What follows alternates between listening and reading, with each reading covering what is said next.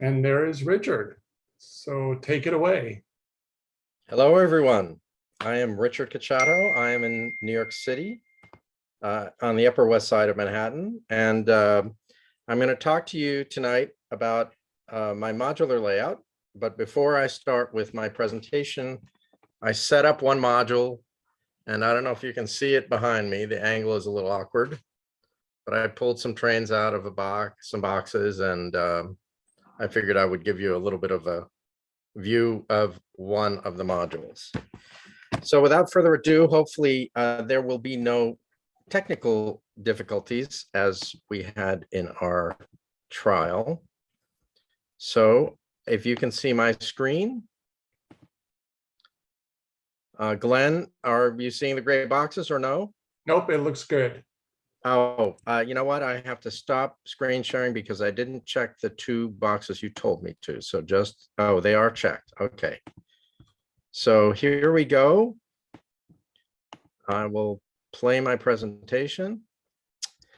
So my presentation tonight is named the Manhattan Project, and this is thanks to my friend Eric Scherer, where I was speaking with Eric about 6 months ago, and he said to me, I think you should call it the Manhattan Project, and that stuck. I was sorry that Stretch gave it away because I wanted it to be a mystery until this time. But basically, my presentation is about how to fit an HO scale model railway in a New York City apartment. So this is where I live. It's a 2-bedroom apartment on the Upper West Side of Manhattan, not far from Central Park. And many of you may have seen my presentation last summer on my Pokenbon layout, which is in my wife's family's country house in the Pocono Mountains of Pennsylvania. And in that layout, I have the great advantage of having a dedicated room, so I can wander back anytime I want and run trains. And this is a little bit of a different scenario. The problem with that layout is that it's in a beautiful house in the country. It's a summer house that's unwinterized. And the other problem is it's 2 hours from New York City. And so in the fall, right about now, we're going to close it in about 2 weeks. We close the house up, we drain the water, and we put it to bed for the winter time. And I go into withdrawal mode. I have my trains on a bookshelf in our room here in New York. I go into withdrawal every once in a while. I stare at my trains. I'll pull a train out and put it on a piece of track on my desk and long for the trains, but this was not a satisfactory solution as you might imagine. So many years ago, I started looking at what the options were, and I came up with the idea that a modular layout was probably the way to go. And I had read and seen information about Framo, which has these wonderful meets in Europe and puts together hundreds of modules to put together a giant layout. I looked at their module norms. This is the end profile for a Framo module. These are, and then there's another group called Fremo, which is an American adaptation of Framo. These are their module specs. They didn't quite work for me. And of course, I looked at our ETE module specs. And this is the spec for the end module of the layout modules. The problem is that, modules are big boxes and they are high. And I simply didn't have room for a bunch of big boxes in our apartment. So what to do? So there's an Italian proverb that says that, need sparks ingenuity. And so I did some thinking, and I realized that at the time, foam insulation board had become the substrate of choice for model railroaders. And so I got my hands on a piece of foam board and I glued it onto a piece of wood, and it seemed to be a fairly solid connection. And I thought I might be able to do something with this. So I went to Home Depot, I bought a 4x8 sheet of the foam board, I got some wood. I hot melt glued the wood pieces onto the end, and I had some Atlas track and glued them down to the board, and I was able to put together 2 of these modules. And as you can see here, it's kind of modular. There's a wooden end, there's the foam board, the track is mounted on them. And I could put a train on it and run it back and forth. And that was okay. It was more like a display track than anything else, but there was no way that I actually could use this as a layout and actually run trains. And I certainly was not going to be able to put my expensive trains on this thing and risk having them fall to the floor on some sort of a rickety support. So I went back to the drawing board and I came up with some layout design considerations. So the layout had to be compact, it had to be easy to store, quick to set up. It had to be lightweight and strong and especially stable. Of course, it had to be made with inexpensive building materials. I wanted to have the ability to put a lot of trains on the layout. I wanted to be able to accommodate longer trains. And of course, I wanted it to be fun to operate. Of course, considerations 1 and 2 were paramount. It had to be compact and easy to store. And number 3 was a nice to have. So I had gotten a hold of some aluminum angle, and my wife and I used to own an office furniture manufacturing company, and we used to use aluminum angle to build the frames of some of our furniture. So I took a piece of foam board and a piece of wood and a piece of aluminum angle, and I put them together like this, and I created 2 panels, and I drilled pilot holes and put dowels in as guides to align them when you join them. And the problem was that this system didn't really work because this end piece of wood would twist and it made it very unstable. In fact, here you can see where the end piece of wood had crushed the foam. And so this was not a very good solution. So I needed to rethink this. So I came up with the idea of having a 1-inch foam insulation board with a 3-inch poplar end piece. Poplar is a very dimensionally stable wood. We had used that in our furniture company. A bond of hot melt glue, and then 1/4 inch holes for alignment dowels. I ended up going, I ideally wanted it to be 1 inch thick, because 1 inch is basically 2.54 centimeters, close enough to 2.5 centimeters. But the problem is the lumber provider, to make the 1 1/8 stock that they inventoried into 1 inch, they would have had to mill everything, and it would have been outrageously expensive. And I just decided to stick with 1 1/8 inch. So the idea was the foam board was going to have this 3-inch end piece on either end, and then there was going to be an aluminum angle, 1 inch by 1 inch by 1/16 inch thick aluminum angle attached to it for rigidity and stability.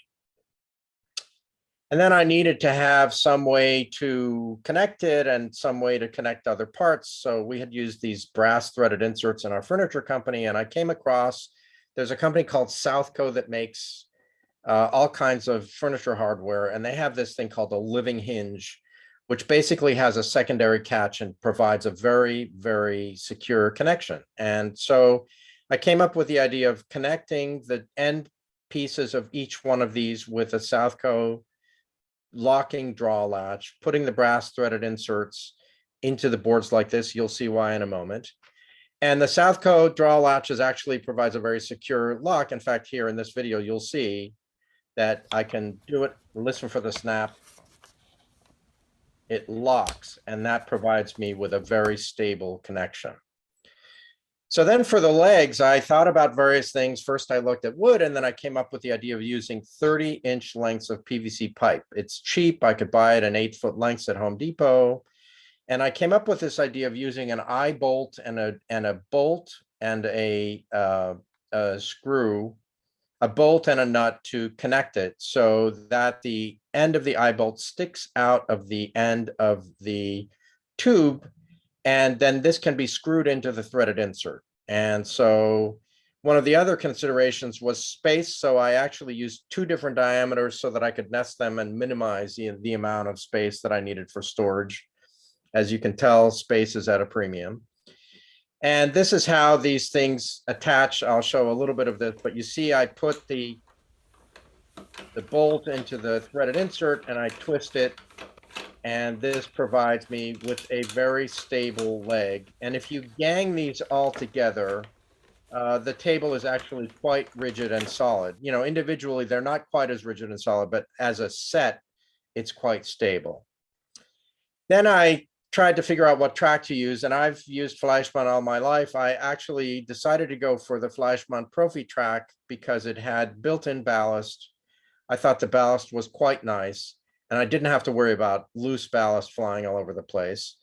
And I like the Profi track geometry because it's on a 20 centimeter grid, making it very easy to lay track out, and it makes for fairly compact track layouts.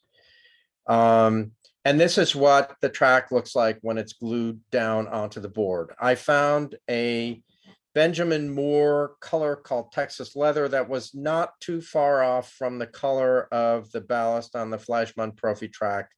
And I figured that that would also be a good background for when I apply static grass.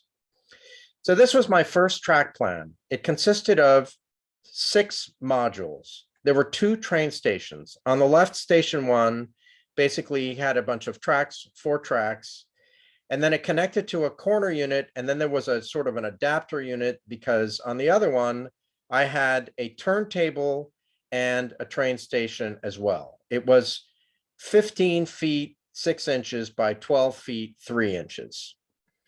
I also bought the Fleischmann small turntable, which was great. And I used that in this, which enabled me to have the locomotive depot and a train station on the same module.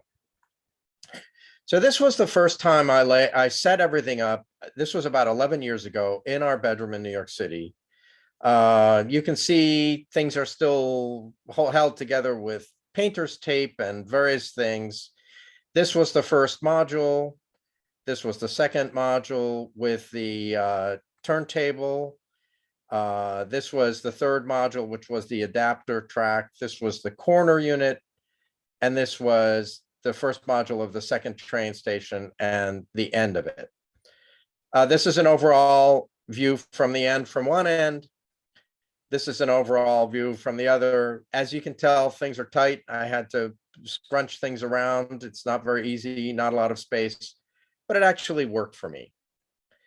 So the torture test came when my son Alexander, who's now 18 and just started college, when Alexander turned 10 years old, and we had a birthday party, and I figured that it would be fun to have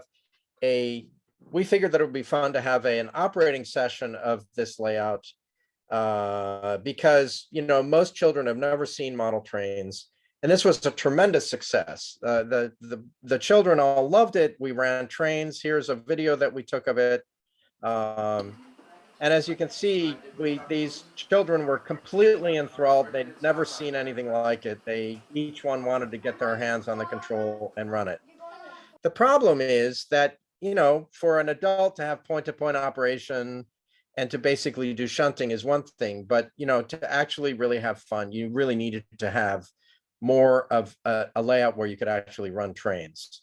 So I went back to the drawing board and I decided to come up with version 2, which actually added connecting modules so that I could turn it into a big loop. And you see on either end is the modules are 50 centimeters wide. The long ones are 150 centimeters long, and the short end modules are 50 centimeters by 1 meter.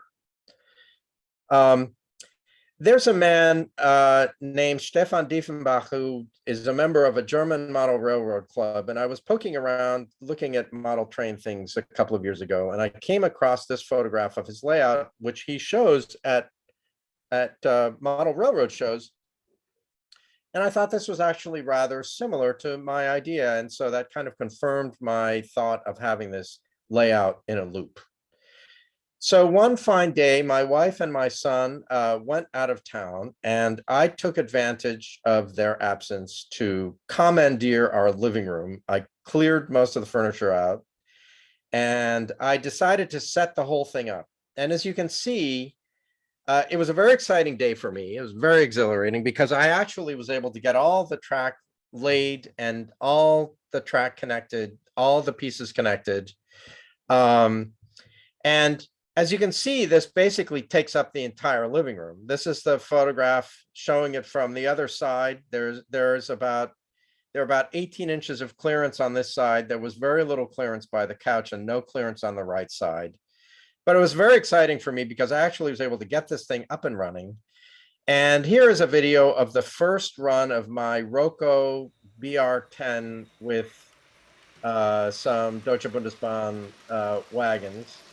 There were some leveling issues, and you'll notice that the trains unhook at this point. You saw the chair jumped back because our cat Jackie, who's now admiring the trains, saw that there was something interesting going on. But this was very exciting because I actually was able to get the train to run successfully all the way around the layout. All the electrical connections worked. And there was enough leveling to be able to run the train, even though obviously there were some issues with leveling. But the problem was the layout was too big, and I simply felt that I could not take over the entire living room. So I decided to take out the two side modules and make it slightly smaller. So now the layout is 14 feet by 4 feet without those other two modules. If I ever display at a model train show, I'll bring those modules and figure out how to incorporate them. But for regular use, this is the layout that I'm working on now. So, the big question with the short turntable was, will my steamers fit? And Peter gave a great presentation a couple of weeks ago, and I decided to lift that slide. And so one of the issues was, will my long locomotives that can't fit on the bridge work? And actually, indeed, I have two through tracks where the long locomotives can actually run through and go into what will be the roundhouse. And so that solution, it works. So the problem was that when I put this thing together as an L-shaped layout, I was so anxious to get my track laid that I didn't pay much attention to alignment. And because it was just an L shape, I didn't pay much attention, and I ended up with a massive misalignment problem because when I connected it into an oval, it turned out that the track, I had done a dreadful job of measuring and laying out the track. It's a case of measure once, cut twice. And so I had a problem with everything meeting up with the track that I wanted to use.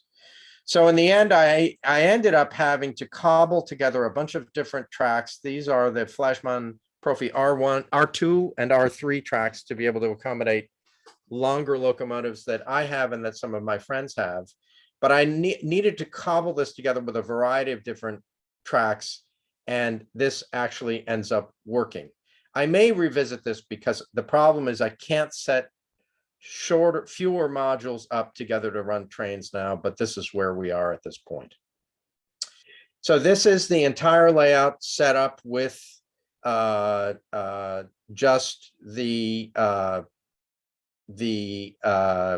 modules without the intermediate 1 meter by 50 centimeter pieces. Here is my ESU BR 194 running on the layout. Here's another view of it. Here is the turntable with 4 steam locomotives on the tracks. There's going to be a roundhouse on top of 3 of those tracks. Here's another shot. And here you can see there's a V100 on the other track. Here is my 194 waiting to run. I'll just show a couple of seconds of this.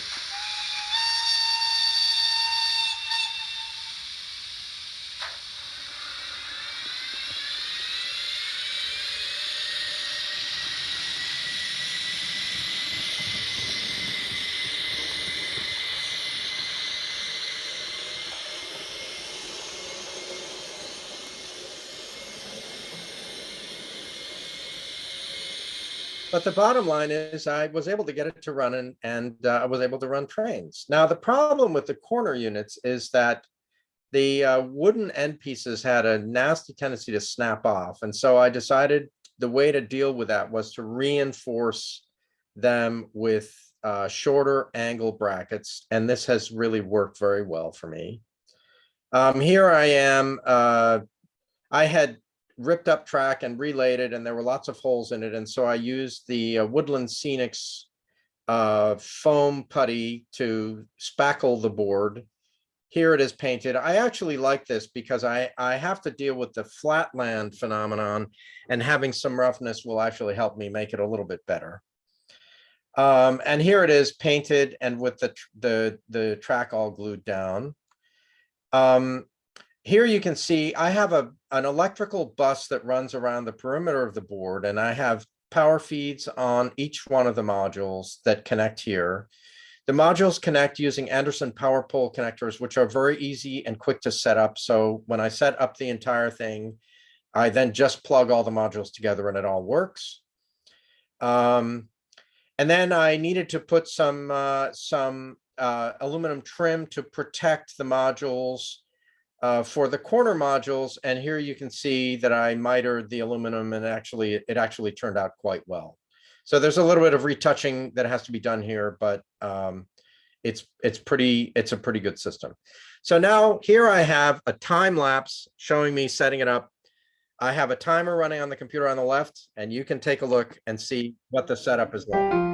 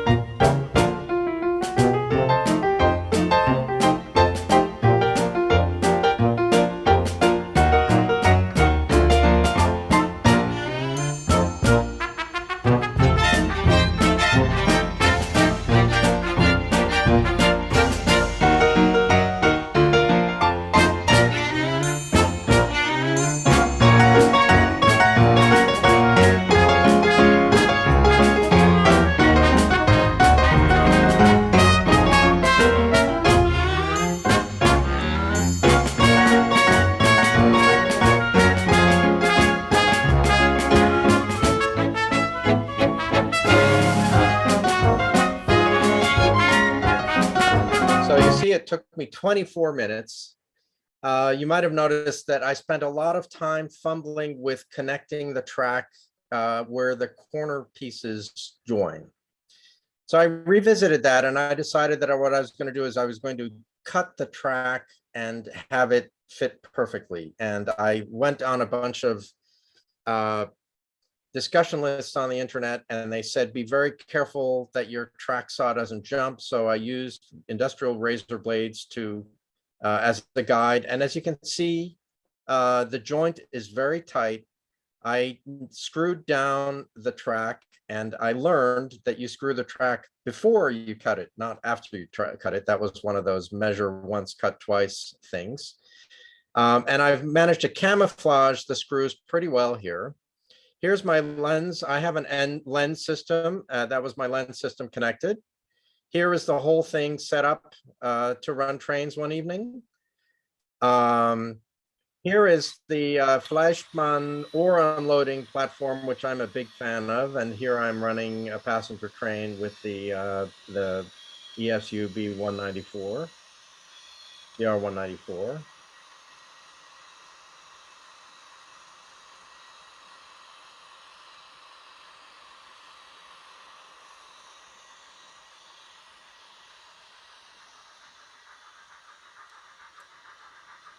And as you can see, I can fit a lot of trains on this layout. Now for my Puggenbahn layout, I decided to use the Fleischmann, it's called the Gleisbildstellpult, which is the track plan control panel, which I find is a very good system. This is the layout for my Pokemon layout. And even though I was going to work all the switches manually, I decided that it would be much better if I could do this remotely. And so I've actually come up with the layouts for what the control panels are going to be looking like. Flashmon unfortunately doesn't make this anymore, but fortunately, all these things are available on eBay. And so I have been buying items on eBay. I now pretty much have everything I need for this. This is the layout for the other train station. And the next phase is going to be building all the building kits. So these are some of the building kits that I have actually already acquired. They're sitting in my closet, and I'm going to be doing a lot of model building in the next few months. Santa Claus brought me the roundhouse, the Flashmon roundhouse, which I got last Christmas. Here is a final shot of the layout with me doing work and testing various things. There are all kinds of gremlins as usual, and there are bugs with connections. There are problems with leveling at the joints where I have to work on leveling things. But in general, the system works. I'm able to shave about 8 or 10 minutes off by cutting the tracks the way I showed you I did. And so I can set this up probably within 15 or 20 minutes. And now just a couple of parting shots of the Flashmon ore unloading platform. This is from one angle, and this is the other. So stay tuned for more updates. I hope you enjoyed my presentation. Thanks for watching. There's my email. I'm also in the ETE membership directory, and happy to answer any questions, and also to welcome people to run trains when we can sort of return to normal. Thanks for watching. Great. Thank you, Richard. Thanks very much. That was terrific. That was really nice. Thanks.